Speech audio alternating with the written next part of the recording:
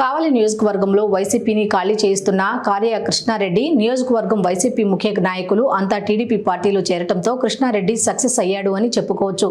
ఇప్పటికే చిన్న స్థాయి నాయకుల నుండి పెద్ద స్థాయి నాయకుడి వరకు తెలుగుదేశం పార్టీలో చేరడం జరిగింది. ఆప్యాయతగా పలకరించే చిరునవ్వుతో అందరినీ ఆకట్టుకుంటున్నాడు కృష్ణారెడ్డి అని చెప్పుకోవచ్చు.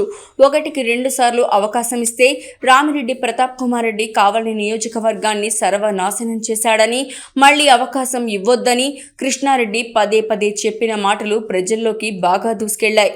దీంతో వైఎస్ఆర్ కాంగ్రెస్ పార్టీ నుండి ఇతర పార్టీల నుండి కూడా తెలుగుదేశం పార్టీలోకి భారీగా చేరికలు వస్తున్నాయి. అదేవిధంగా కృష్ణారెడ్డి నియోజకవర్గంలో ఎక్కడ పర్యటించినా అపూర్వమైన స్వాగతం లభిస్తోంది. మహిళలు హారతులతో స్వాగతం పలుకుతున్నారు, ఆశీర్వదిస్తున్నారు. నియోజకవర్గంలో వైసీపీ ఎమ్మెల్యే రామిరెడ్డిపై ఎంత వ్యతిరేకత ఉందో దీన్ని బట్టి అర్థమవుతోంది.